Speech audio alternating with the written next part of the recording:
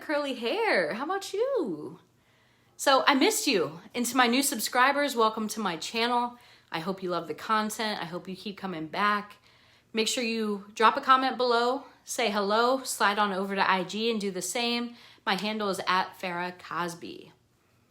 So today I'm gonna talk about the ways to elevate your store to make more money while calming the chaos. But before we get into that, let's get into this affirmation. So repeat after me.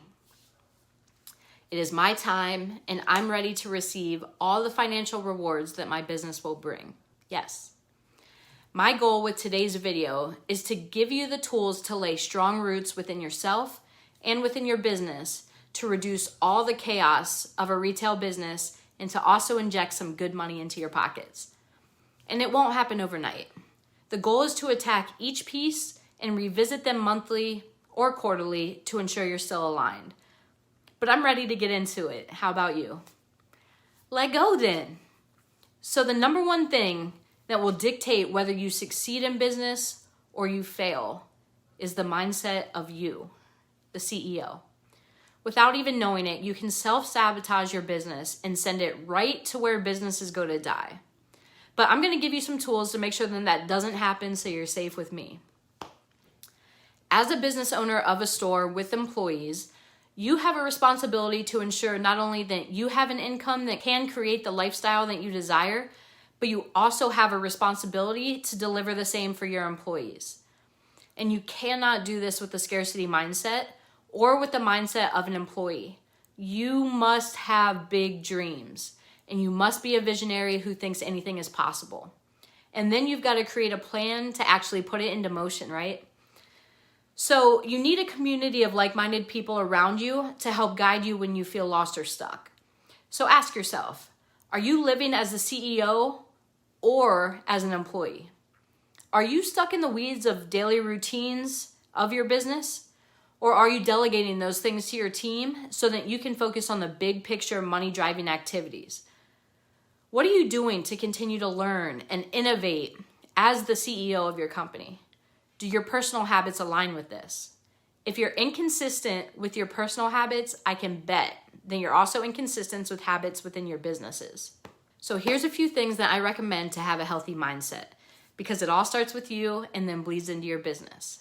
So number one is therapy. And look, I know I was all about the stigma myself 2 years ago, but I need you to have an open mindset here and it will become normal for your growth, just like it is for me right now.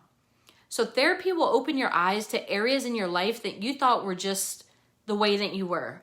But in reality, there are things that can be tweaked so that they no longer hold you back. Next is journaling.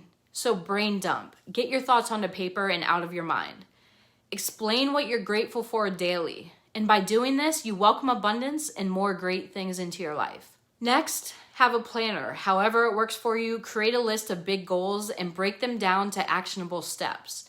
This will do wonders for your mindset because you will see the forward progress that this habit will create in your life and business.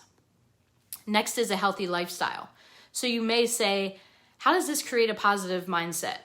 When you look better, you feel better. When you feel better, you do better. And simply put, the better you put into your body, the more you move that negativity out of your body, the better prepared you are to face the roller coaster that just is retail, right? And read. Whether it be personal development or business, commit to reading, even if it's just 10 minutes a day. This will help open your brain to receive additional tools to become a better leader, a more well-rounded individual, and a more successful business owner. So hopefully those tips were helpful to leveling up your own mind. But the key is also, like I said, to surround yourself with these type of people as well. They're gonna push you to open up your mind, remove the negativity, and think big picture while still holding you accountable. One of my favorite parts of my program is the community of other brick and mortar business owners that you gain, people who identify with your struggles and who are also overcoming the same roadblocks to reach success. So the next way that you can elevate your store is by having an understanding of your numbers. That definitely includes sales, but it also includes overhead and cost. And it isn't enough to just say that you aren't a numbers person and just ignore the numbers, so miss me with that. If this is not your skill set, then you need to hire a trusted expert to analyze the numbers and break them down for you in a way that's actionable.